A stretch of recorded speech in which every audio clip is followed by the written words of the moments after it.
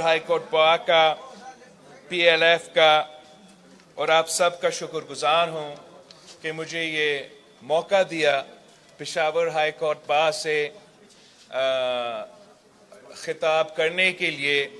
اور وہ بھی اتنا اہم موقع پہ۔ سب سے پہلے جو کل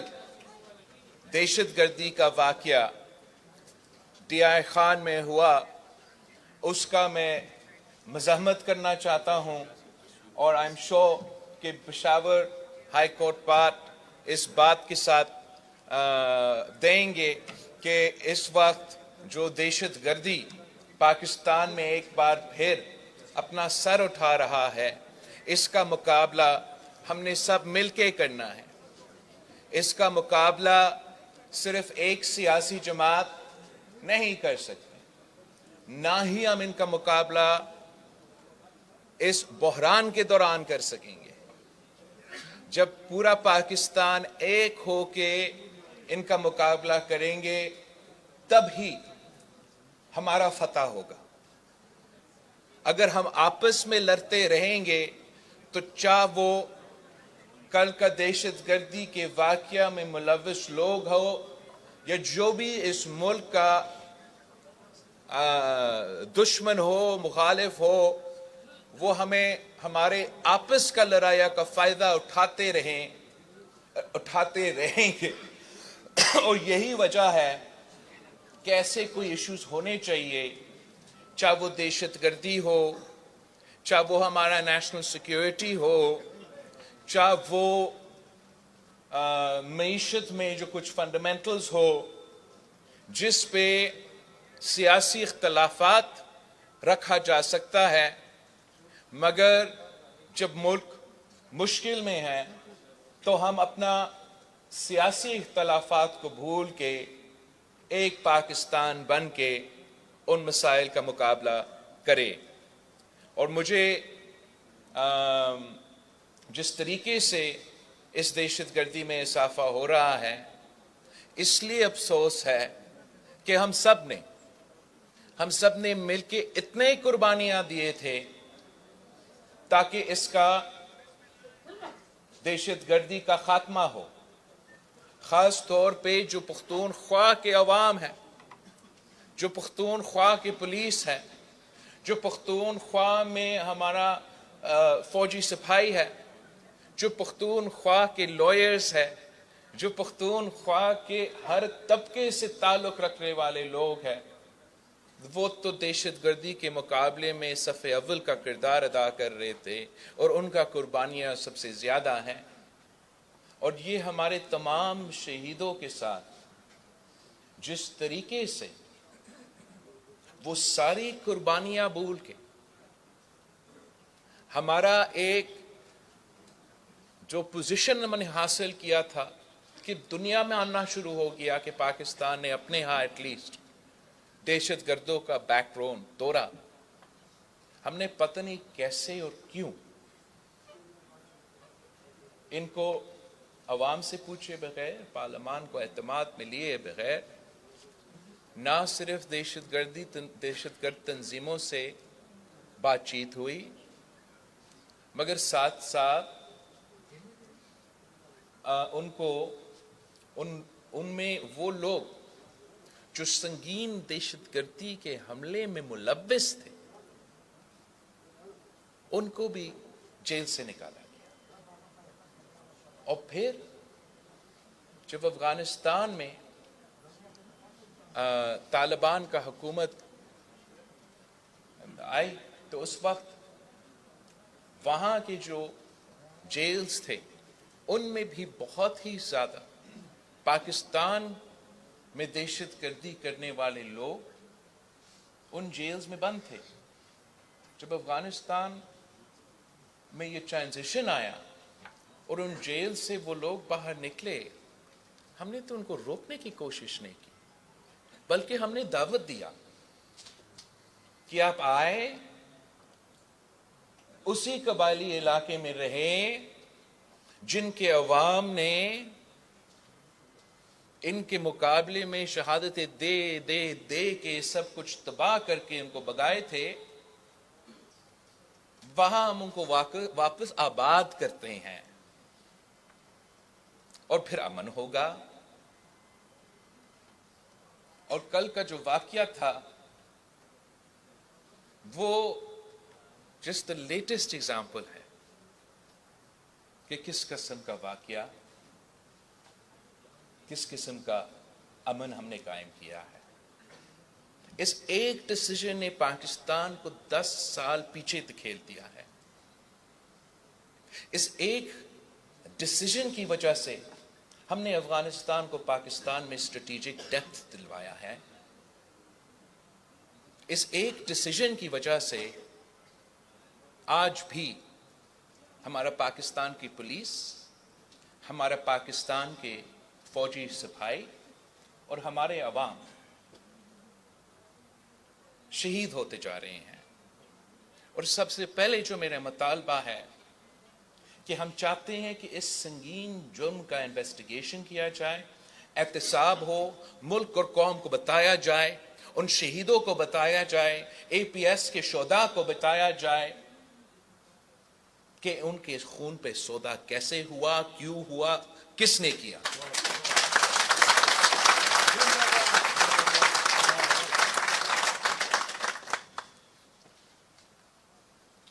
کل میں سپریم کورٹ آف پاکستان میں تھا اور 12 سال بعد قائد عوام شہید ذوالفقار علی بھٹو کا ریفرنس کا کیس کا ہیئرنگ تھا۔ تو سب سے پہلے میں آپ تمام وکلاء کا شکریہ ادا کرنا چاہتا ہوں جنہوں نے اتنے سال جدوجہد کی کہ قائد عوام شہید ذوالفقار علی بھٹو کو انصاف دیا جائے۔ اور اس کے بعد میں جسٹس قاضی فائز عیسیٰ کا شکر گزار ہوں، ان تمام جج صاحبان کا شکر گزار ہوں کہ آخر کار ہمیں یہ موقع دیا جا رہا ہے۔ اب اس موقع سے آپ کی مدد کے ساتھ ہم اس ملک کا، اس نظام کا اور اس جمہوریت کا بہتری چاہتے ہیں۔ ہم چاہتے ہیں کہ ہم اس جوڈیشل ریفرنس سے ضرور قائد عوام شہید ذوالفقار علی بھٹو کو اس طریقے سے انصاف دلوایا جائے کہ تاریخ کو درست کیا جائے، لا بکس کو درست کیا جائے، اپنے آرڈرز کو درست کیا جائے، ان سب کو بے نقاب کیا جائے جو اس قتل میں ملوث تھے، چاہے وہ عامر تھا، چاہے وہ اس وقت کے جو اس جرم میں ملوث تھے، عامر ہو، جج صاحب ہو، وہ وکلا ہو، وہ سیاستدان ہو، جو سب اکمپلسز تھے اس جوڈیشل مرڈر کے، مگر ساتھ ساتھ ہم ہمارا جمہوری نظام کے لیے، اسی عدلیہ کے لیے ہم سمجھتے ہیں کہ یہ ایک موقع ہے کہ ہم مل کے پاکستان کو اس بحران سے نکال سکتے ہیں۔ It is often said کہ جو شہید ذوالفقار علی بھٹو کا کیس کا وہ جو کیس ہے، اس کو کبھی پاکستان کی تاریخ میں ایک پریسیڈنٹ کے طور پہ استعمال نہیں کیا گیا۔ کسی نے پاکستان اس کیس کے بعد کوئی ایسا جج نہیں رہا، پورا ملک نے، جنہیں یہ کوشش بھی کی، نہ کوئی لائر رہا کہ وہ اس کیس کا ایگزامپل دے۔ مگر یہ کہنا کہ وہ پریسیڈنٹ نہیں رہا، یہ غلط ہوگا۔ اس لیے جو پریسیڈنٹ تب سے آج تک چلتا آ رہا ہے وہ اس کیس پہ بھی نظر آتا ہے کہ کس طریقے سے ایک عامر کے وقت اپنی مرضی کا فیصلہ ایک وزیر اعظم کے خلاف کروایا گیا، اور وہ ایسے فیصلہ کہ پھانسی کا، اور کس کے خلاف؟ پاکستان میں بہت وزیر اعظم رہے ہیں مگر اس وزیر اعظم جو ہمارا آئین کا بانی تھا، اس وزیر اعظم جس نے ہمیں ایٹم بام دلوایا، اس وزیر اعظم جس نے پورا مسلم امہ کو اکٹھا کیا، آج تک ہم اپنے فلسطینی بہن بھائیوں کے لیے رو رہے ہیں، ان کے خلاف جو ظلم ہوتا جا رہا ہے۔ آپ کو معلوم ہے کہ وہ قائد عوام تھا، آپ کا وزیر اعظم تھا، جس نے پورا مسلم امہ کو اس وقت اکٹھا کیا۔ ہمارا پاکستان میں، ہمارا لاہور میں مسلم امہ کو نہ صرف اکٹھا کیا مگر پاکستان نے ان کا قیادت کی۔ اور جب پاکستان قیادت کر رہا تھا نا، جب قائد عوام شہید ذوالفقار علی بھٹو پاکستان کا اس کا قیادت کر رہا تھا، تو آپ کو پتہ ہے کہ کس قسم کے فیصلے لیے جاتے تھے۔ جب ہمارے فلسطینی بہن بھائیوں کو اس وقت ان کے خلاف ظلم کر رہا تھا، تو وہ ایک قائد عوام تھا جس نے باقی مسلم امہ کو سمجھایا کہ یہ جو آپ کا تیل ہے، یہ نہ صرف ایک کمائی کا ذریعہ ہے، یہ آپ کا طاقت ہے، اور آپ مل کے استعمال کرو۔ وہ فیصلہ لیا گیا۔ ہر ایک شخص جو بھی اس فیصلہ میں ملوث تھا، قائد عوام شہید ذوالفقار علی بھٹو کے ساتھ ساتھ سب ان نیچرل ڈیتھ سے مر گئے، شہید ہو گئے۔ اس وقت کا سائفر کا شور ہو رہا ہے آج، تب کا secretary of state of the United States of America Pakistan کا وزیر اعظم کو کہتا ہے کہ we will make a horrible example of you, اور پھر کر کے دکھایا۔ تو تب اگر آپ قائد عوام شہید ذوالفقار علی بھٹو کے خلاف، اس شخص کے لیے جو کہ کنگ فیصل اور یاسر عرفات نے جنرل ضیاء کو خانہ کعبہ میں وعدہ لیا تھا کہ اس کو آپ شہید نہیں کریں گے، مگر اس شخص نے شہید کر دیا۔ یہ ہو گیا تو جو باقی ہمارے وزیر اعظم رہے ہیں بیچارے، ان کے ساتھ تو یہی ہونا تھا نا۔ میرے دوست جو اس وقت یہاں سے شاید مسلم لیگ سے تعلق رکھے یا تحریک انصاف سے تعلق رکھے، ان کو شاید اس بات کی اندازہ نہیں تھا جب وہ زندہ ہے بھٹو کا نعرہ کا طنز کرتے تھے، جب پیپلز پارٹی کا مذاق اڑاتے تھے۔ شاید اب ان کو اندازہ تھوڑا سا ہو رہا ہوگا کہ پیپلز پارٹی کے ان باتوں کے ساتھ رہتے سمجھتے کہ 3 نسلوں کا جد و جہد اور اتنا سارے قربانیوں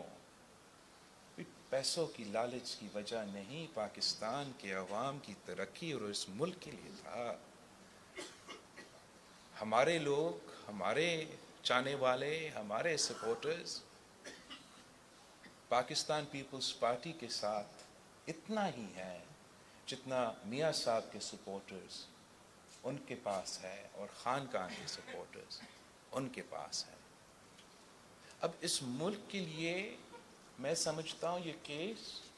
ایک اپرچونٹی ہے۔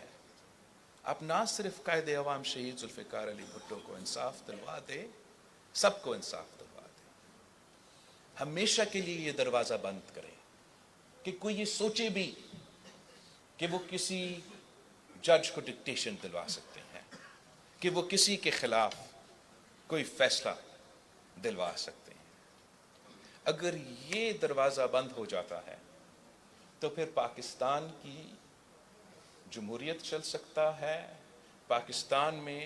ہمارا جوڈیشری میں جو اعتماد ہے وہ بحال ہو سکتے ہیں، ہمارا ادارے میں جو اعتماد ہے وہ بحال ہو سکتا ہے۔ جو بات ہم سب کرتے ہیں کہ سب کو اپنے اپنے دائرے میں رہ کے کام کرنا چاہیے، وہ بھی ہو سکتا ہے۔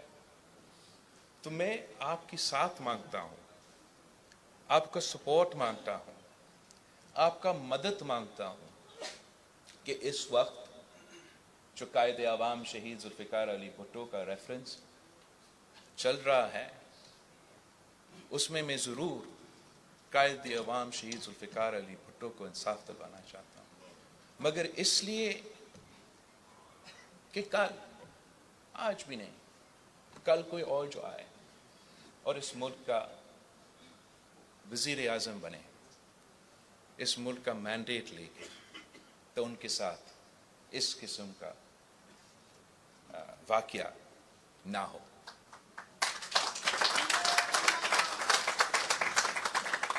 اب اس لیے کہ یہ سب کچھ چل رہا ہے، I want to ask you a few questions of law۔ میں سمجھتا ہوں کہ آپ سے بہتر کون ہوگا کہ میں کوشچن آف لا پوچھوں، اس لیے مجھے بتایا جا رہا ہے کہ قائد عوام شہید ذوالفقار علی بھٹو کا ریفرنس کا کیس تو آپ چلا تو رہے ہو، کوشچن آف لا کیا ہے آپ کا؟ تو میں آپ سے کوئی کوشچنز آف لا پوچھنا چاہ رہا ہوں، اس لیے میں تو لائر نہیں ہوں، تو میں تو اس سوال کا جواب آپ کی مدد کے ہی ساتھ دے سکتا ہوں۔ کوشچن آف لا، میرا کوشچن آف لا یہ ہے کہ کیا عدالت قتل کر سکتا ہے کسی بھی صورت میں؟ کیا وہ مرڈر کروا سکتے ہیں؟ کیا وہ کو اکیوزڈ بن کے کسی کے ساتھ مل کے کسی کو قتل کر سکتا ہے؟ کیا اگر کوئی قتل ہو جاتا ہے تو اس کے بعد اس کا جو is there any statute of limitations؟ کہ کیا اگر کوئی قتل ہوا تو 5 سال پہلے قتل ہوا تو پرانی بات رہے گی نا؟ قتل تو قتل ہے، اور قتل کا حساب مانگنا، انصاف مانگنا ہر کسی کا آئینی حق ہے، قانونی حق ہے، اسلامک حق ہے۔ تو یہ میرا کوشچن آف لا تھا۔ دوسرا میرا ایک جو کوشچن آف لا ہے کہ جب کسی جج صاحب نے فیصلہ کیا کہ میں نے ڈیم بنانا اور میں نے بس ڈیم ہی بنانا ہے، تو تب کوشچن آف لا کا سوال کرنے والا کون تھا؟ کوشچن آف کانسٹیٹیوشن کرنے والا کون تھا؟ ضرورت تھا ایک آدمی کا، راستہ بنایا گیا آئینی قانونی کہ ڈیم بناؤ۔ کوشچن آف لا، کیا کسی چیف جسٹس صاحب کی یہ حق ہے کہ اگر وہ کسی شہر سے تعلق رکھے تو وہ فیصلہ کرے کہ مجھے یہ شہر پسند آیا اپنا بچپن میں، 1950s کا جو کراچی تھا وہ تو زبردست تھا، اس کے بعد آپ لوگوں نے اتفاق کیا تو میں ویسے کراچی کھڑا کر دوں گا۔ وہ کیسے؟ غریبوں کا گھر تباہ کرنا، اماراتیں تباہ کرنا۔ وہاں جب یہ فیصلے کیے جا رہے تھے، کہاں تھا کوشچن آف لا؟ کیا ایک اور کوشچن آف لا، یہ لا میں یا آئین میں گنجائش ہے کہ چیف جسٹس آف پاکستان ٹماٹر کی قیمت لگائیں؟ اچھا، جبکہ ہم نے اب اسٹیبلش کر لیا تھا، ابھی ہم نے اسٹیبلش کر لیا ہے کہ کوشچن آف لا تو صرف تب پوچھا جاتا ہے جب قائد عوام شہید ذوالفقار علی بھٹو کو دہائیوں بعد، 2 نسلوں بعد انصاف کی بات آ جاتا ہے۔ جناب، شہید ذوالفقار علی بھٹو کا ریفرنس کوشچن آف لا ہے، ہم کوشچن آف لا پہ بھی بات کریں گے، مگر ساتھ ساتھ ہم یہ امید رکھتے ہیں اور ہمارا پورا اعتماد ہے ہمارا جوڈیشری پہ کہ وہ تاریخ کے مطابق، قانون کے مطابق، جمہوریت کے مطابق ایک ایسا فیصلہ دے جس پہ وہ اپنا لیگیسی بھی قائم کرے اور ایک ہم سب مل کے کوشش کرے کہ اس ملک کو، ہمارا نظام کو ایک ایسا سمت کی طرف لے کے جائے جس میں ہمارا ملک ترقی کر سکے، ہمارے عوام ترقی کر سکے، ہمارا نوجوان ترقی کر سکے۔ میں صرف 18 مہینہ اس ملک کا وزیر خارجہ رہا ہوں، اور میں نے اپنے آنکھوں سے دیکھا ہے کہ کتنا پوٹینشل موجود ہے، کتنا ہم کروا سکتے ہیں اگر ہم صرف ایک شرط ہے، ہم وہ پرانی سیاست چھوڑ دیں، وہ تقسیم، نفرت، انا کی سیاست، وہ ذاتیات کی سیاست، وہ میں کھیلوں گا یا میں کسی کو نہیں کھیلنے دوں گا والا سیاست، اگر ہم اس کو دفن کرتے ہیں ہمیشہ کے لیے، تو جو شہید ذوالفقار علی بھٹو نے وعدہ کیا تھا کہ یہ ملک ایک مضبوط ملک بنے گا، ہم وہ کر کے دکھائیں گے۔ ہمارے پاس اپنے وسائل ہیں، اپنے وسائل ہے، اپنے ریسورسز ہے، اگر ہم دنیا کے ساتھ مل کے چلنا چاہتے ہیں وہ بھی ہمارا اپنا فیصلہ ہے، اگر ہم نارتھ کوریا بننا چاہتے ہیں تو وہ بھی ہمارا مرضی ہے، مگر اگر ہم دنیا کے ساتھ چلنا چاہتے ہیں تو میرا اس ملک کے عوام سے وعدہ ہے، اس ملک کی 70% آبادی سے وعدہ ہے کہ آپ کا ملک ایسے ترقی کرے گا کہ ہم اپنے باقی تمام جو ساتھیوں ہیں ان کو پیچھے چھوڑیں گے۔ میں جانتا ہوں کہ میرے نوجوانوں میں جتنا ہمت ہے، جتنا حوصلہ ہے، جتنا ہوشیار ہے، جتنا محنت کر سکتے ہیں، پوری دنیا کو، میں تو جب شہید بی بی جلا وطن تھی تو میں دبئی میں رہتا تھا، اس دبئی کو آپ سب نے دیکھا تھا، وہ دبئی کو اگر کسی نے بنایا ہے تو میرا پختونخوا کے بھائیوں کے خون پسینہ نے اس شہر کو بنایا۔ ہم دوسرے ممالک بنا سکتے ہیں تو ہم اپنے کیوں نہیں بنا سکتے؟ ضرور بنا سکتے ہیں۔ ہمیں کہا جاتا ہے کہ وسائل نہیں ہیں، ہم وسائل نکال سکتے ہیں۔ اس وقت اگر مہنگائی، بے روزگاری اور غربت ہر پاکستانی کا سب سے بڑا مسئلہ ہے تو اس کا بھی حل ہم نکال سکتے ہیں، ان کے تمام مسائل کے لیے ہم حل نکال سکتے ہیں۔ لیکن اگر ہم نے وہی پرانا سیاست کرنا ہے جہاں ہم نے ایک دوسرے کے ٹانگ کھینچنا ہے، ایک دوسرے کے خلاف لڑنا ہے، تو پھر بالکل ہم نہ مہنگائی کا مقابلہ کر سکیں گے، نہ غربت کا مقابلہ کر سکیں گے، نہ بے روزگاری کا مقابلہ کر سکیں گے۔ اصل وجہ کہ خان صاحب ناکام کیوں رہا ان مسئلے کا حل نکالیں اور پی ڈی ایم کیوں ان مسئلے کو حل نہیں نکال سکے، اصل جواب اس کا یہی ہے کہ ملک کے مفاد میں، چاہے وہ دہشت گردی ہو، چاہے وہ معاشی مسئلہ ہو، ہمیں اپنے جو سیاسی جماعتوں کے اپنے ضد ہے، ان کے ملک کے مسائل سے اوپر رکھا گیا ہے۔ اور جب ہم اپنے ذاتی مفاد کے بارے میں نہیں سوچیں گے تو کوئی وجہ نہیں ہے کہ ہم 5 سال کے اندر ہی اندر اس ملک میں جو تنخواہ ہے عام آدمی کا، ہم دگنی کر سکتے، ڈبل کر سکتے۔ اب میں اس لیے آپ کا عادت ہے ایسے وعدے سننا جو کہ سیاسی ریٹورک ہے،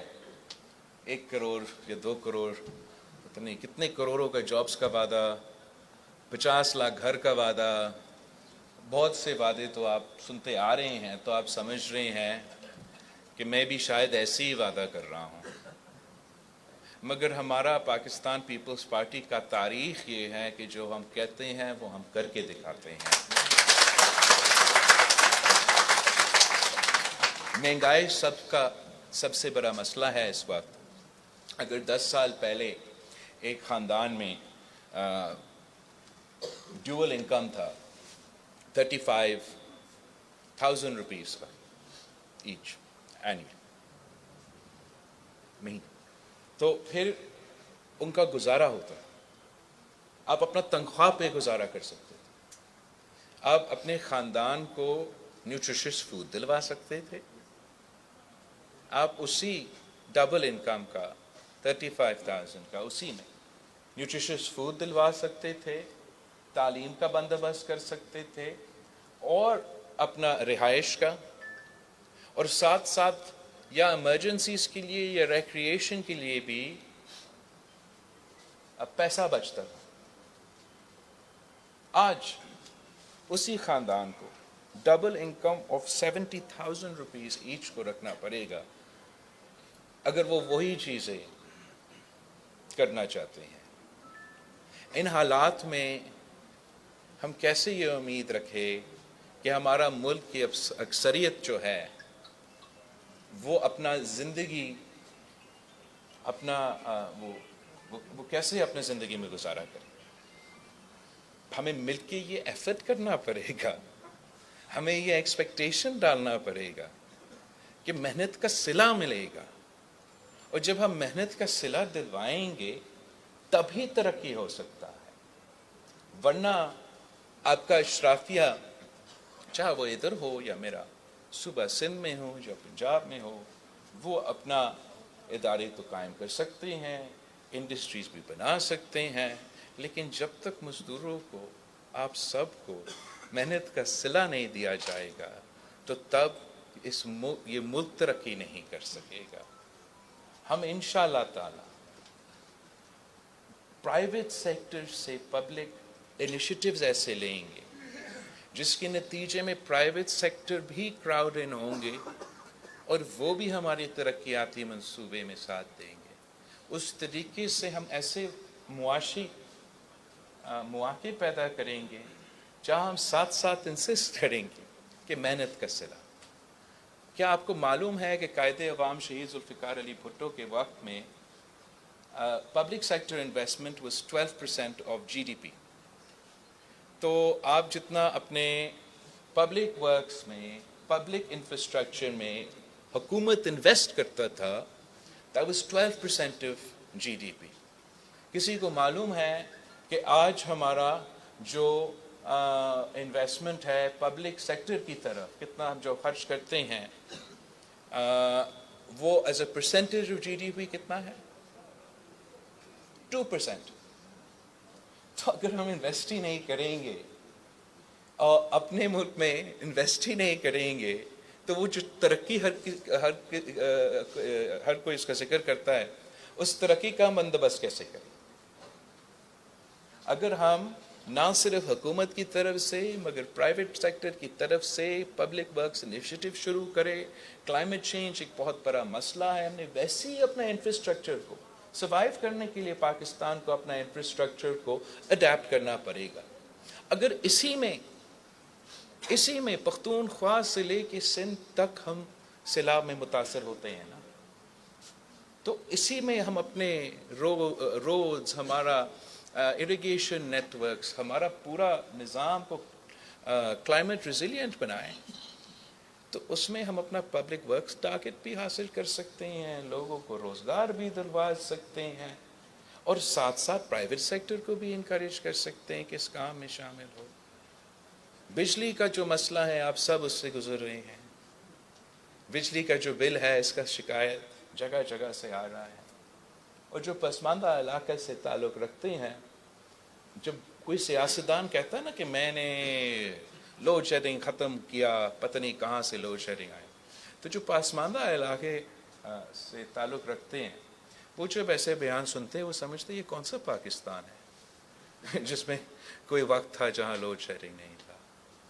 اب تو ہمارا اتنا مہنگائی ہو چکی ہے تو آپ وہ بجلی کا بل دے بھی نہیں سکتے ہیں. ساتھ ساتھ ہمارا موسمی تبدیلی کے جو نقصانات ہے وہ پوری دنیا کے سامنے ہے. تو کیوں نہیں ہم ہر ڈسٹرکٹ میں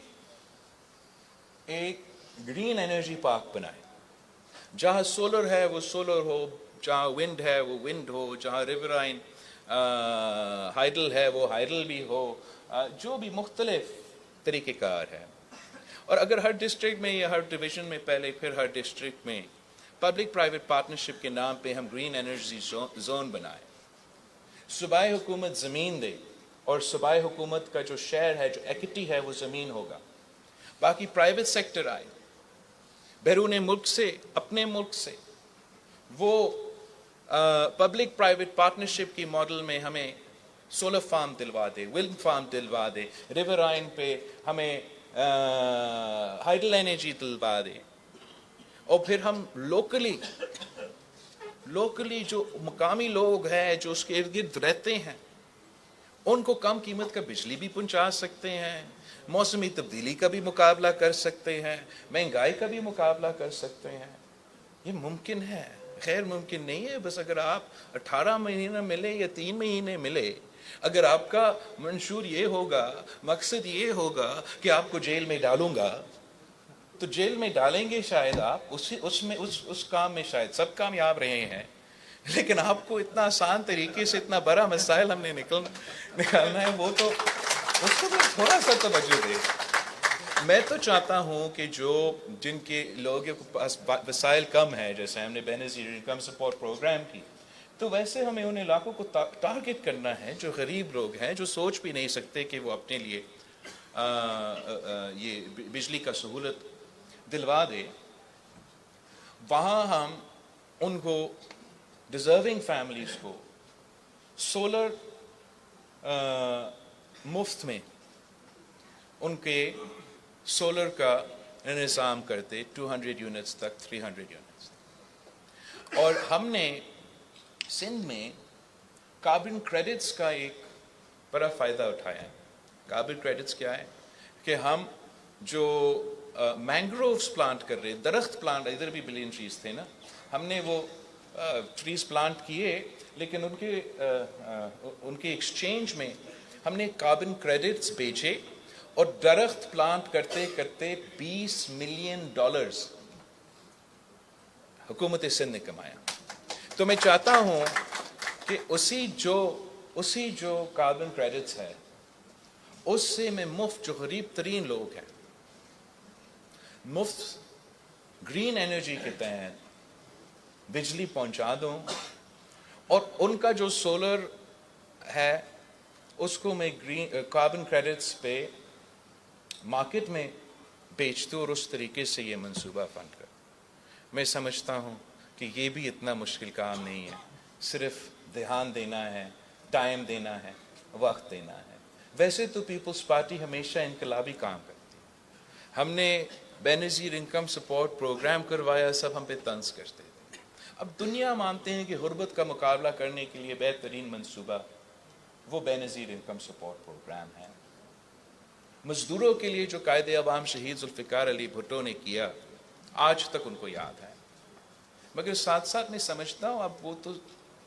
70s کا دور تھا، اب ہم 2024 میں چل رہے ہیں۔ ہم 2024 میں اپنے مزدوروں کو کیا وعدہ دے سکتے ہیں، کس طریقے سے وہ حق دلوا سکتے ہیں، جو شہید ذوالفقار علی بھٹو کا جو ویژن تھا اس کو اس دور کے لیے ہم کیسے انٹروڈیوس کر سکتے ہیں۔ اس کے لیے ہم نے چاہا، اور ہم نے ایک پائلٹ پروگرام صوبہ سندھ میں بھی شروع کیا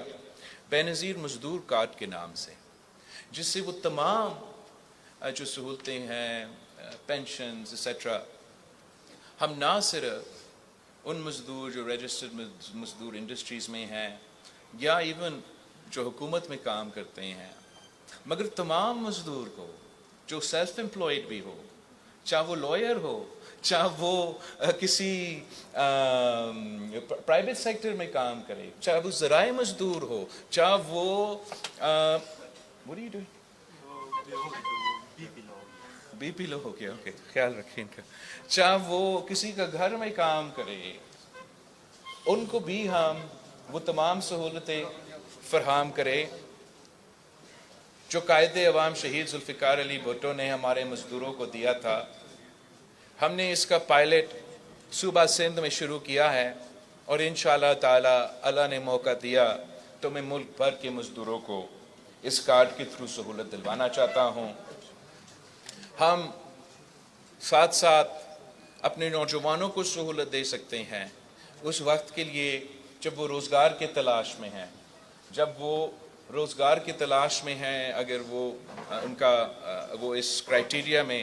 آ جاتے ہیں تو ان کو بھی ہم یوتھ کارڈ کے تھرو مالی مدد 1 سال کے لیے دینا چاہتے ہیں، تاکہ جب وہ روزگار کے تلاش میں ہیں ان کو کچھ کور دیا جائے، خاص طور پہ ان نوجوانوں کے لیے جو نیا اپنے تعلیم مکمل کر کے روزگار کی تلاش میں ہوتے ہیں، تو ان کو کہا جاتا ہے کہ آپ کے پاس تعلیم تو ہے لیکن ایکسپیرینس نہیں ہے. اب اگر ان کو روزگار نہیں دیا جائے گا وہ ایکسپیرینس کیسے لیں گے؟ تو یہ اس پیریڈ کو کور کرنے کے لیے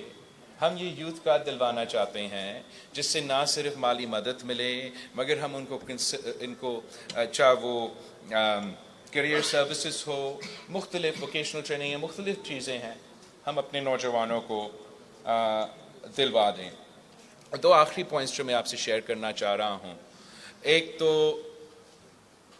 شہید ذوالفقار علی بھٹو کے جو روٹی کپڑا اور مکان کا وعدہ تھا، ہم مکان کا جو وعدہ ہے پورا کرنا چاہتے ہیں. ہم سمجھتے ہیں کہ housing for all is a right, اور ہم سندھ میں اس وقت میں 20 لاکھ گھر بنا رہا ہوں، جس کا جو کہ نہ صرف کلائمیٹ ریزیلینٹ پکا گھر ہے مگر ساتھ ساتھ ان خواتین کو ہم اس زمین کا مالک بنا رہے ہیں. تو میں چاہتا ہوں کہ جس طریقے سے شہید ذوالفقار علی بھٹو نے 5 مرحلہ اسکیم دیا، جس طریقے نے شہید محترمہ بینظیر بھٹو نے 7 مرحلہ اسکیم دیا، اور جس طریقے سے ہمارا اپنی زمین اپنا مکان پروگرام چل رہا ہے، ویسے ہی ہم پاکستان بھر میں 3 ملین فیملیز کو نہ صرف گھر بنا کے دے مگر ان کو اپنا زمین کا مالک بنا دیں. اور میں سمجھتا ہوں کہ اگر ہم نے یہ ایک طریقہ نکالا ہے جہاں ایک صوبہ میں یہ کام ہو رہا ہے تو کوئی وجہ نہیں ہے کہ ہم اس پہ عمل درآمد نہیں کر سکتے ہیں. اور اس کے ساتھ ساتھ جو کچی آبادی میں رہنے والے ہیں، کچی آبادی میں رہنے والوں کے لیے ملک بھر میں، ان کو بھی میں سمجھتا ہوں ہمیں مالکانہ حقوق دلوانا چاہیے. خاص طور پہ ان کے خواتین کے نام پہ آپ وہ مالکانہ حقوق دے. میں نے یہ کام اپنا لڑکانہ کی کچی آبادی میں کیا تھا. وہاں ہمارا رائس کنال ہے جو پرائم پراپرٹی ہے، اور سب کے نظریں ہیں کہ ان بیچارے جو غریب اب جنریشن سے وہاں آباد تھے کہ ان کو ہم کیسے ہٹائے تاکہ یہاں ایک ہم بزنس بنائیں، پراپرٹی بیچیں، مال بنائیں. تو مجھے بہت دکھ ہوا کہ یہ کوشش ہو رہا ہے، اور ان غریب لوگوں اس پریشانی میں تھے کہ کب ان کا گھر سے چھینا جائے گا. اور افسوس کے ساتھ اس موقع پہ کچھ میں سب کا نام نہیں لے سکتا لیکن کچھ ہمارا جو لوکل جوڈیشری کے لوگ تھے وہ بھی یہ چاہ رہے تھے،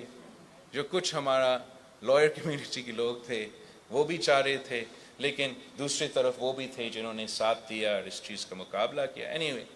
ہم نے پھر آخر ان کو اپنا زمین کا مالک بنایا. اور وہ جو لوگ مطلب غریب ترین زندگی گزار رہے تھے، راتوں رات ان کو ایک معاشی طاقت ملا. ایک تو جیسے ہی ہم نے ریگولرائز کیا تو دم سے اس کا قیمت جمپ کر دی. اتنا پرائم لوکیشن میں تھے اور ان کے پاس اب یہ ایسٹ مل گیا. اب ان کی مرضی. اور یہ ماڈل میں پاکستان بھر کے کچی آبادوں میں کاپی کرنا چاہتا ہوں کہ آپ کے پاس ہم اگر راتوں رات ہمارے خاص طور پہ خواتین کے نام پہ ان کو یہ احساسہ دلوا سکتے ہیں جو ایک قیمت رکھے گا، پھر ان کی مرضی. وہ اپنے بچوں کو دلوانا چاہے، رکھنا چاہے، اس کا قیمت تو بھرتا رہے گا اور آگے اپنے بچوں کے لیے چھوڑ سکتے ہیں. یا کوئی وجہ ہے کہ ان کو چاہے وہ کاروبار کرنا چاہیں، کچھ بزنس کرنا چاہیں،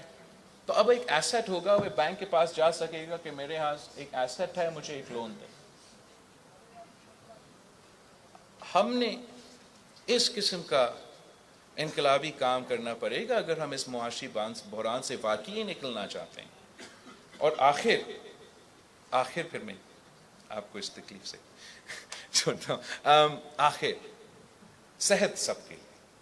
ہمارے لیے پاکستان پیپلز پارٹی کی نظر میں کہ اگر علاج موجود ہو تو اگر آپ کے پاس وسائل نہیں ہیں تو اس کا یہ مطلب نہیں ہونا چاہیے کہ یہ آپ کے لیے ایک سزائے موت ہے. اور ہم نے یہ نہ صرف وعدہ ہے، ہم نے یہ کر کے دکھایا. ڈیولوشن کا فائدہ اٹھاتے ہوئے کراچی میں اور صوبہ بھر میں، نہ صرف کراچی میں، چاہے وہ دل کا علاج ہو، چاہے وہ کڈنی کا علاج ہو، مطلب کڈنی ٹرانسپورٹ، لیور ٹرانسپلانٹ، جو کمپلیکیٹڈ ترین کینسر کا علاج، سرجریز ہے، مفت کروا دے دیے، مفت سب کے لیے کروا دے دیے. عالمی سٹینڈرڈز کا ہم نے یہ ادارے بنائے ہیں، اور یہ منصوبہ ہم ملک بھر میں لے آنا چاہتے ہیں. آپ پوچھتے ہوں گے کہ آپ اس کو فنڈ کیسے کریں گے. اس کا جواب بھی مزیدار ہے کہ میں ڈیولوشن پہ امپلیمنٹ کروں گا. جب میں ڈیولوشن پہ امپلیمنٹ کروں گا تو 17 منسٹریز ہے جو وفاق میں ہیں، جو ڈیولوشن کے آپ کی 18ویں ترمیم کے مطابق ہونا ہی نہیں چاہیے. میں نے سوچا کہ ان کا سالانہ expenditure is 100 billion rupees. But I was wrong. ان کا سالانہ ایکسپینڈیچر 328 بلین روپیز ہے. اچھا، تو اگر ہم ان کو بند کرتے ہیں، ڈیوالو کریں، صوبے کو دے جو ان کے حق ہے، جیسے آپ کے آئین کہتا ہے، تو یہ جو پیسہ جو رہتا ہے میں آپ پہ خرچ کروں گا، پاکستان کے عوام کے خرچ کروں گا. اور تب اس بحران کے دوران، اس مشکل وقت میں بھی اتنا پیسہ موجود ہے کہ ہم اپنا عوام کو فائدہ دیں. ہر جو سبسڈیز 1500 ارب سالانہ ہم سبسڈیز اشرافیہ کو دیتے ہیں،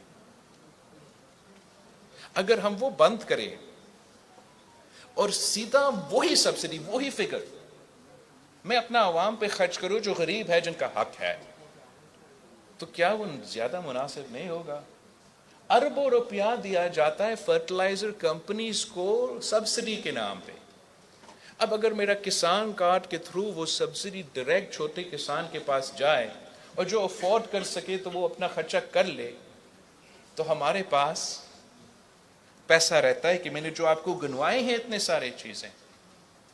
یہ ہم کر سکتے ہیں. پوری دنیا میں کلائمیٹ چینج کے نام پہ ہم نے انیشیٹو لیا. جب G77 پلس چائنا کا گروپ کا میں صدارت سنبھال رہا تھا بطور آپ کے وزیر اعظم، اور وہ کنورسیشن شروع ہوا، اس کا ابتدا کیا کہ جو موسمی تبدیلی کا نقصان غریب ترین ملک میں ہو رہا ہے، جیسے پاکستان میں جہاں ہم صرف 1% سے کم کنٹریبیوٹ کرتے اور نقصان سب سے زیادہ، تو ان کے لیے دنیا بھر میں پیسہ موجود ہے جو اگر ہم اپنا پالیسیز اس طریقے سے بنائیں تو وہ پیسہ کا بندوبست کر سکتے ہیں. اب